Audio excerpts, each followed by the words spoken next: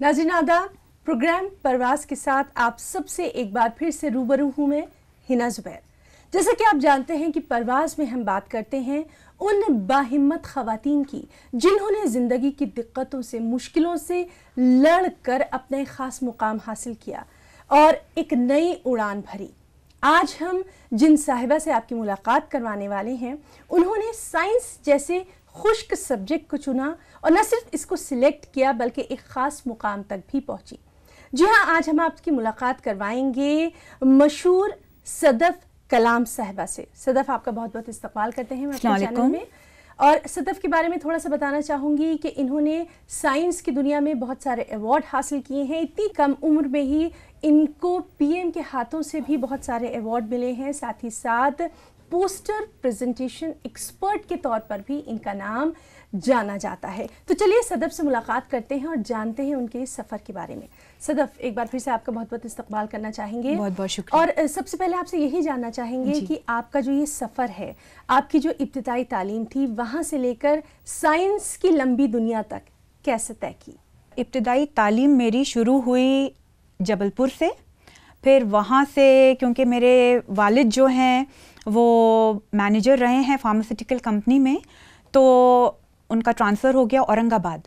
तो औरंगाबाद में मैंने 10th क्लास तक अपनी तालीम जो है मुकम्मल की और वहाँ पर मेरे वालिद की वजह से ही कॉन्वेंट स्कूल में उर्दू जो है एज अ सब्जेक्ट शुरू किया गया। और मैं बहुत शुक्रिया अदा करती हूँ कि वहाँ की जो प्रिंसिपल थी उन्होंने बहुत इस सब्जेक्ट को शुरू करने में मदद की।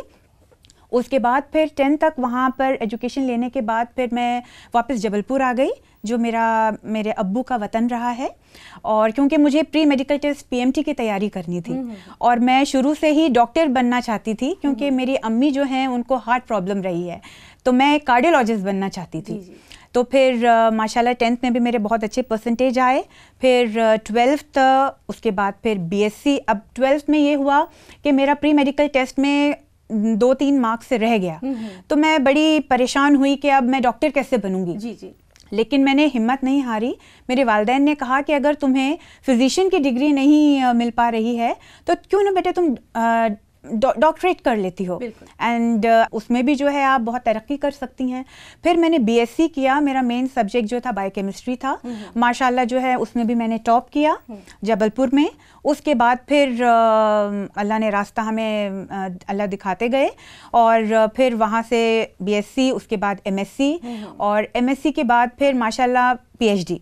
इतना लंबा सफ़र आपने तय किया है, कौन कौन सी मुश्किलें आपको फेस करना पड़ी? क्योंकि साइंस की दुनिया एक अलग ही दुनिया होती है और उसमें ख़ास तौर से लड़कियों को काफ़ी दिक्कतें पेश आती हैं, बताइए। एमएससी के बाद मैं पीएचडी के लिए एनरोल होना चाह रही थी आरडी यूनिवर्सिटी जबलपुर में।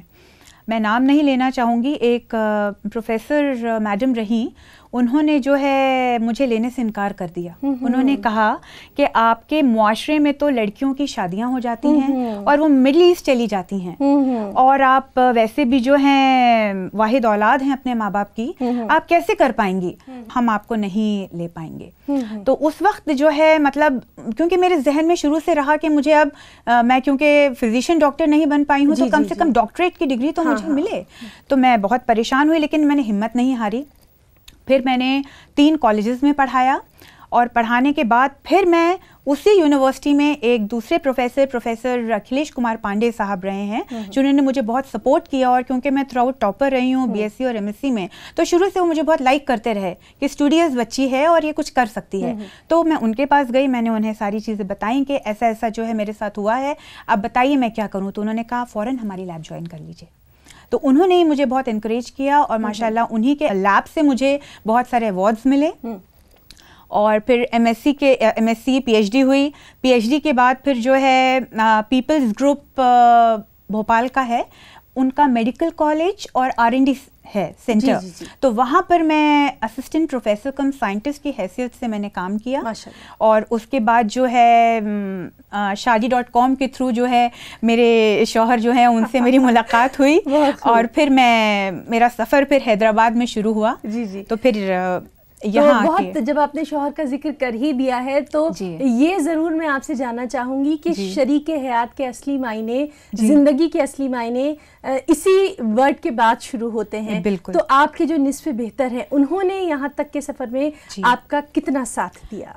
मैं ये कहूँगी कि जैसे इंग्लिश की कहावत है कि behind every successful man there is a woman, मैं कहूँगी कि behind every successful woman there is a man. वो उनके भाई भी हो सकते हैं, वो उनके वालिद भी हो सकते हैं और उनके शौहर भी हो सकते हैं शादी के बाद। तो जिस तरह शादी से पहले मेरे वालिदैन ने जो है मुझे बहुत सपोर्ट किया और एनकरेज किया, अल्हम्दुलिल्लाह प्रोफेसर अबुल कलाम जो हैं वो मुझे शुरू से शादी से लेके अभी तक बहुत मोटिवेट करते रहे हैं, बहुत हौसला अफजाई उन्होंने की है।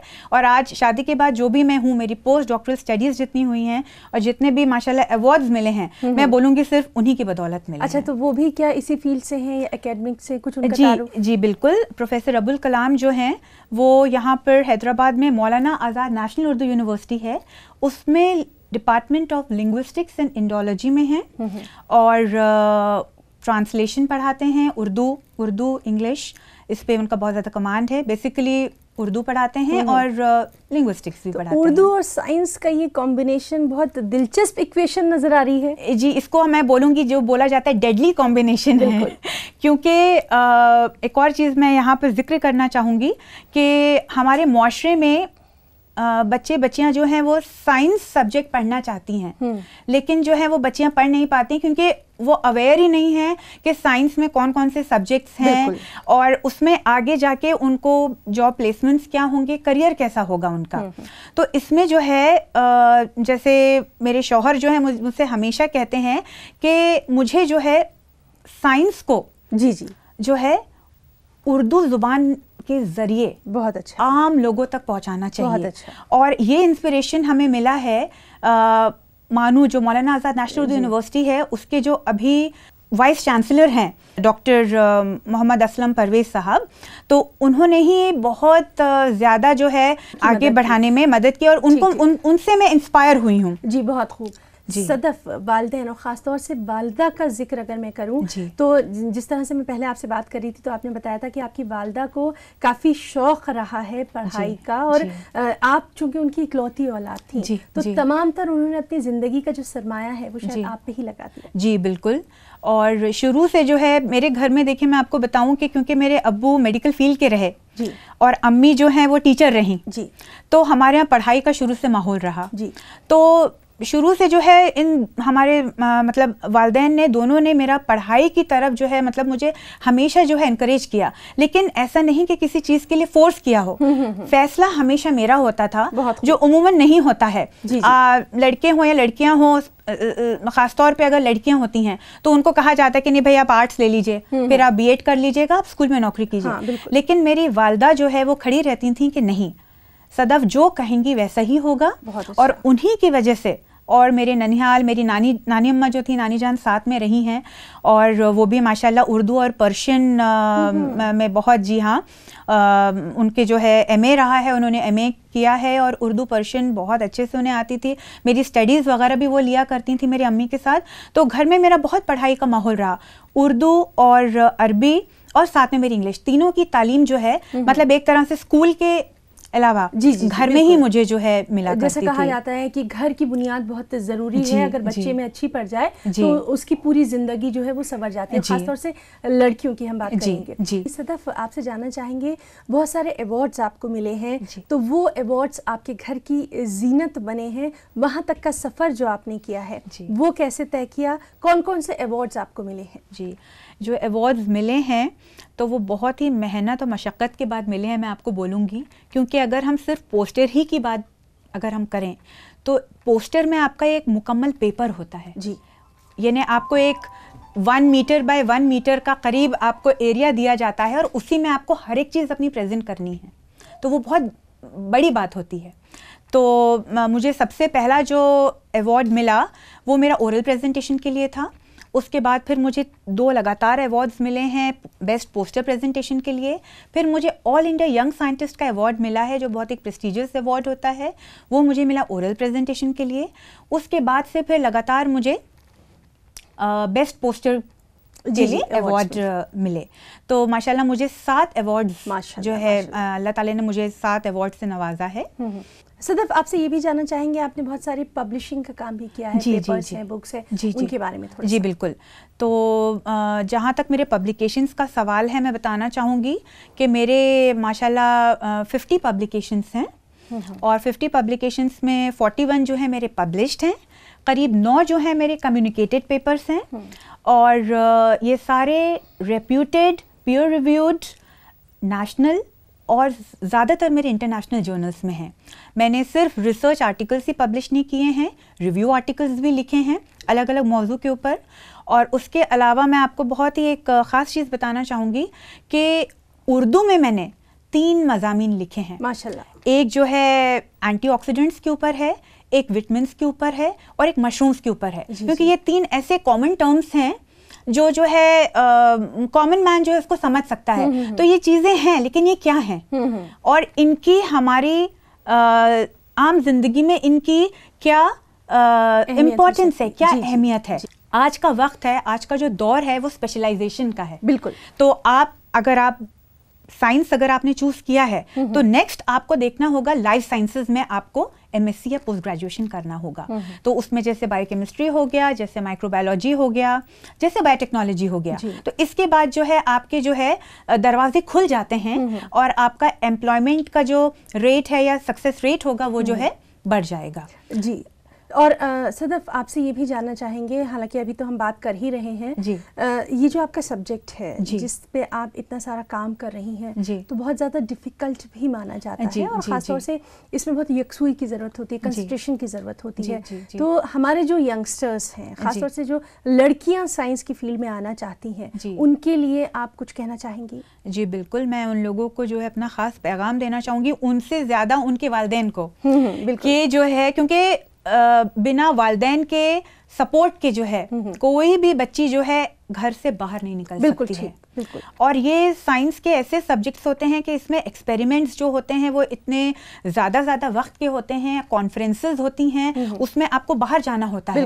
तो जब तक कि घर से आपको जो है इजाज़त नहीं मिलेगी आप नहीं कदम उठा सकती हैं।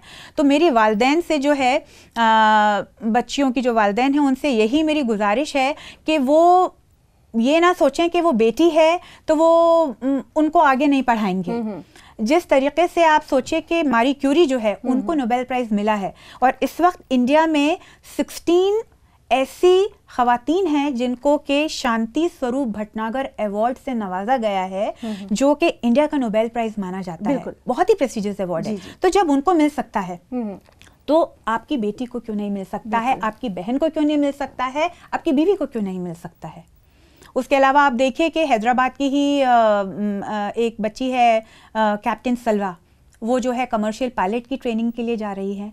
इंडिया की फर्स्ट वुमन जो फीमेल मुस्लिम बच्ची है, वो भी आप सोचिए कि आसमान की बुलंदियों को बच्चियां छू रही हैं जी। तो इसीलिए कहते हैं कि परवाज़ जो है वो करती जा रही हैं और उनको शायद कहीं ना कहीं एक हौसले की ज़रूरत है, अपलिफ्टमेंट की ज़रूरत है, जो कि पूरा समाज दे सकता है। और वो शुरुआत जो होती है उसकी वो घर से होती है। बहुत सही आपने कहा जी। हमारी जो गवर्नमेंट है वो भी साइंस को लेके, ख़ासतौर से जो विमेंस रिलेटेड चीज़ें हैं साइंस से जुड़ी हुई, उनके अपलिफ्टमेंट के लिए काफ़ी कुछ कर रही है, लेकिन वो लोगों तक बेदारी नहीं है, अवेयरनेस नहीं है। उसके लिए क्या कुछ कहना चाहेंगी? बिल्कुल, देखिए उमूमन ये होता है कि जब लड़कियों की शादियां होती हैं तो साइंस स्ट्रीम से अगर वो पढ़ी होती हैं तो उसके बाद उनके सारे दरवाजे बंद हो जाते हैं, क्योंकि उनको जॉब नहीं मिलेगी।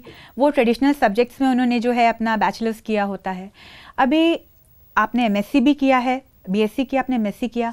अब गवर्नमेंट ऑफ इंडिया की department of science and technology की वुमेन साइंटिस्ट स्कीम है, जो मैंने भी 3 साल के लिए की है, मैंने अवेल की थी। और इस स्कीम के ज़रिए इवन अगर जो ख़वातीन हैं, अगर वो 10 साल या 15 साल का भी उनका करियर गैप होता है, अगर वो शादी के बाद घर में बैठी हैं, बच्चे हैं, जिम्मेदारियां हों उनकी, तो उनको परेशान होने की ज़रूरत नहीं है।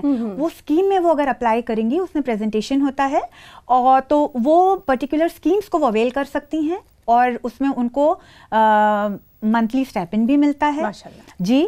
और ये उसमें ये भी जो है कि 3 इयर्स के दौरान जो है वो पीएचडी के लिए एनरोल भी हो सकती हैं किसी यूनिवर्सिटी में जी। और उसके बाद तो फिर एक बार जब एनरोल हो जाती हैं तो यूनिवर्सिटी से भी उनको जो है स्टाइपेंड मिलता है, और नहीं तो और भी उनको स्कॉलरशिप्स मिल सकती हैं। सदफ, आपसे ये भी जानना चाहेंगे, क्योंकि हमारी बहुत सी जो ख़वातीन हैं, जो हमारे नाज़रीन हैं, उनकी नॉलेज के लिए जानना चाहेंगे कि साइंस जो है वो बहुत ही मुश्किल सब्जेक्ट माना जाता रहा है शुरू से ही जी। आम लोगों तक उसको पॉपुलर करने के लिए, आम लोगों तक पहुंचाने के लिए, ख़ासतौर से क्योंकि आजकल टेक्नोलॉजी का ज़माना है, सोशल मीडिया का ज़माना है, और एक ग्लोबल विलेज में हम सिमटते जा रहे हैं, ऐसे दौर में साइंस को आम लोगों तक कैसे पहुंचाएं? आपने बहुत अच्छा सवाल किया है, और मैं आपको बताना चाहूँगी कि साइंस जो है आम जिंदगी में हर जगह मौजूद है, वो हवा हो, वो ज़मीन हो, तो साइंस से हमें डरना नहीं चाहिए जी।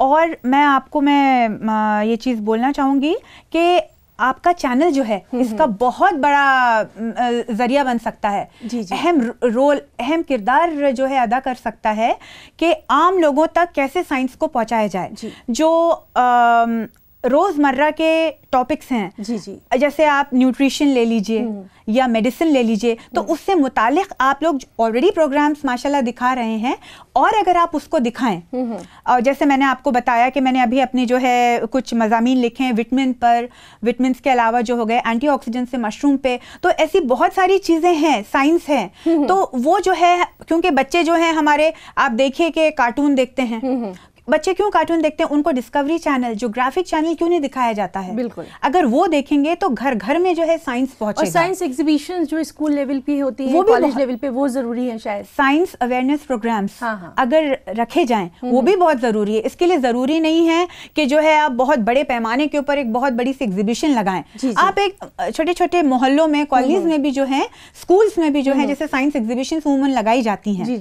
और इसमें मैं आपको बताना चाहूंगी कि जैसे नेशनल उर्दू साइंस कांग्रेस जो है 3-4 साल से हो रही है, तो वो भी एक जो है बहुत अच्छा जरिया है जिससे घर घर में साइंस पहुंच रही है। और जो है इलेक्ट्रॉनिक स्ट्रीम का कोई बच्चा हो, मैथमेटिक्स का हो, फिजिक्स का हो, मेडिसिन का हो, वो सब जो है हमारी मादरी जबान उर्दू में जो है पूरे मुल्क में जो है साइंस को पहुंचा रहे हैं। तो इस तरीके के अवेयरनेस प्रोग्राम्स, इस तरीके की कॉन्फ्रेंसेस जो है, और खासतौर पे बच्चों के लिए प्रोग्राम्स जो है वो ऑर्गेनाइज करवाना चाहिए। बिल्कुल। सदफ, ये तो रही हमारी सारी तालीम की बात, एकेडमिक्स की बात।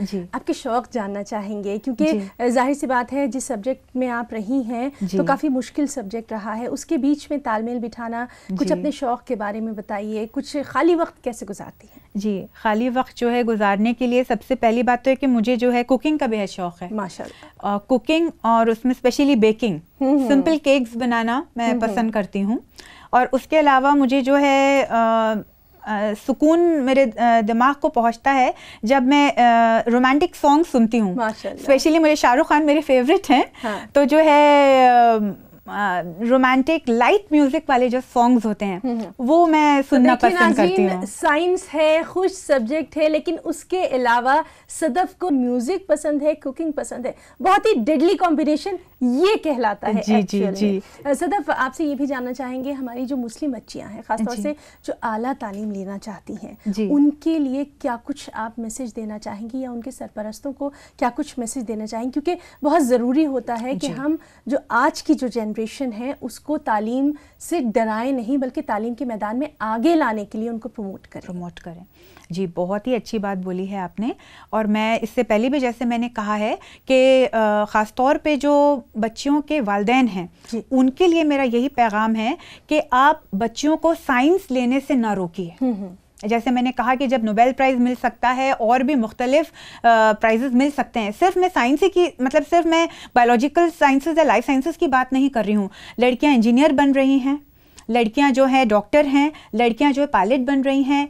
आप ही के प्रोग्राम में जैसे इससे पहले मैंने देखा है कि आप लोगों ने जो कवर किया है इंटीरियर डिज़ाइनर से आपने जो मुलाकात करवाई थी, उसके अलावा जो है कश्मीर की एक सिंगर रही हैं, उसके अलावा कोई स्पोर्ट्स की दुनिया से काफ़ी लोग रहे जी हैं। तो जब वो लोग कर सकती हैं तो ये जो वालिदैन हैं उनके दिमाग में ये बात आनी चाहिए कि जब ये बच्चियाँ कर सकती हैं तो हमारी बच्चियाँ क्यों नहीं कर सकती हैं। और साइंस जो है बिल्कुल भी मुश्किल नहीं है, लेकिन जो बच्चियां हैं उनमें इंटरेस्ट होना चाहिए, और उस इंटरेस्ट को जो है माँ बाप को जो है मतलब हौसला अफजाई करनी चाहिए, उसको दबाना नहीं चाहिए। तो आपको नहीं लगता कि ये चीज़ें बचपन से शुरू करना चाहिए? जो प्राइमरी लेवल होता है वो शायद सबसे ज़्यादा इम्पोर्टेंट होता है किसी भी सब्जेक्ट को बच्चे के अंदर पूरी तरह से समोने के लिए। बिल्कुल बिल्कुल बिल्कुल शुरू से देखिए, जैसे मैंने आपसे कहा कि अगर कोई बच्चा जो है वो अगर जो है साइंस स्ट्रीम की तरफ उसका रुझान है, तो पेरेंट्स को, वालिदैन को जो है उसी तरफ जो है उसको प्रमोट करना चाहिए। जैसे अलग अलग जो है स्कूल्स और कॉलेजेस में साइंस एग्जीबिशंस वगैरह होती हैं, उसमें बच्चे पार्टिसिपेट करें, क्योंकि जब तक के बच्चों को एक्सपोजर नहीं मिलेगा तो बच्चे कैसे आएंगे आगे। आज अगर मुझे अवार्ड्स वगैरह ये नहीं मिले होते तो शायद आप लोग भी मुझे मदऊ नहीं करते। बिल्कुल। और वो इसलिए है क्योंकि मैं भी डरी नहीं, और मैं साइंस में इस कदर वक्त मैंने मतलब दिया है अपना, और मेरे जो है मुसलसल एफर्ट्स रहे हैं, वो उसके बाद ही मैं यहाँ पर पहुंची हूँ। तो बच्चियों को और उनके वालिदैन से भी मेरा यही जो है गुजारिश है मेरी, कि वो भी जो है उनको मौका दें, पढ़ने का मौका दें, अपने आप को प्रूव करने का मौका दें कि वो भी किसी से कम नहीं है। सदफ, ये भी यहाँ पे एक बहुत ज़रूरी बात हो जाती है, शायद आप भी उससे मुत्तफ़िक़ होंगी, कि जो अक़लियती समाज है ख़ासतौर से, वहाँ पर पैसा कहीं ना कहीं आड़े आता है, और ये कहा जाता है कि साइंस महंगा होता है, साइंस की तालीम महंगी होती है। तो क्या ये सच है या सिर्फ ये इस मेंटालिटी को बदलने की ज़रूरत है? नहीं, ये बिल्कुल आपने कहा, ये जो है मेंटालिटी है और हमारे माशरे में ये जो है प्रिवेल कर रही है, लेकिन ये नहीं होना चाहिए। मैं आपको बताऊं कि हर यूनिवर्सिटी में, हर स्कूल, कॉलेज, यूनिवर्सिटी में हर जगह जो है बहुत सारी फेलोशिप्स हैं, माइनॉरिटी फेलोशिप्स, और पीएचडी करने के लिए भी मौलाना आज़ाद फेलोशिप है। उसमें उनको मंथली जो है स्टाइपेंड मिलेगा, तो वो किसी भी तरीके से माँ बाप पे बोझ नहीं है, बल्कि उनको वो आप सोचिए कि पीएचडी के दौरान ही वो अर्न करके दे रही हैं। बहुत अच्छा। उसके अलावा भी जो है आप सोचिए कि नेट अगर आप निकाल लेते हैं, उसमें नेट जीआरएफ अगर आपने, सीएसआर जीआरएफ अगर आपने क्वालिफाई किया है, तो आपको पर मंथ आप सोचिए कि मिनिमम 25,000 मिलता है। तो उसमें तो आपका खर्चा निकल जाता है। पहले आप जीआरएफ रहेंगे, फिर एसआरएफ में सीधा 36,000 हो जाता है आपका। यानी अगर आप में जज्बा है, कुछ कर गुजरने की लगन है, तो आप यकीनन बहुत कुछ कर सकती हैं। बिल्कुल। तो जाते जाते हमारे चैनल के लिए, उर्दू के लिए कुछ खास मैसेज देना चाहेंगी, हमारी ख़वातीन के लिए कुछ कहना चाहेंगी? जी बिल्कुल, मैं कहना चाहूँगी कि जिस तरीके से मैं एक बहुत ही छोटे शहर को बिलोंग करती हूँ, जबलपुर से भोपाल से एक मेट्रोपॉलिटन सिटी हैदराबाद, और एक ऐसा वक्त था जब मुझे कोई पीएचडी लेने के लिए तैयार नहीं था। आप सोचिए कि वहाँ से मैंने सफ़र शुरू किया है, और अब ये है कि आज मैं आपके इस चैनल के मतलब बहुत ही प्रेस्टीजियस बोलना चाहिए, मेरे लिए बहुत प्रेस्टीज की ये बात है कि मैं इतनी अच्छी जगह बैठ के और इतने सारे लोगों को मैं अपना मैसेज उन तक पहुंचा पा रही हूँ। मेहनत जो है बहुत ज़रूरी है। आप जो है पूरी तरीके से आपके इंसेसेंट एफर्ट्स आप लगाते रहिए, और अगर आपको अपनी तकदीर बनाना है तो तदबीर आपको बहुत अच्छा बिल्कुल आपने कहा, लगे रहना है आपको। कि अगर आपको अपनी तकदीर बनानी है तो तदबीर आपको ही करना पड़ेगी। और सदफ से हमारी ये मुलाकात यकीनन बहुत ही दिलचस्प रही है। मुझे पूरी उम्मीद है कि आपको भी ये मुलाकात बहुत पसंद आई होगी। सदफ, आपका बहुत बहुत शुक्रिया हम अदा करना चाहेंगे। बहुत बहुत शुक्रिया कि आप आई, इतना कीमती वक्त आपने जो है वो हमारे लिए निकाला। और अपने तमाम नाज़रीन से मैं यही कहना चाहूँगी कि इस तरह की जो ख़वातीन होती हैं उनको हौसले की ज़रूरत है, हिम्मत देने की ज़रूरत है, और शायद ये जो प्लेटफॉर्म है ये इन्हीं तमाम ख़वातीन के बाइस इतना कामयाब हो रहा है। तो जैसा कि सदफ इनका नाम है, वैसे ही एक खूबसूरत मोती की तरह से ये हैं जिन्होंने साइंस की दुनिया में अपना जो तमाम चमक है उसको बिखेर रखा है। तो हमारे आज के परवाज़ में फ़िलहाल इतना ही। हमारी पूरी टीम को इजाज़त दीजिए। आदाब।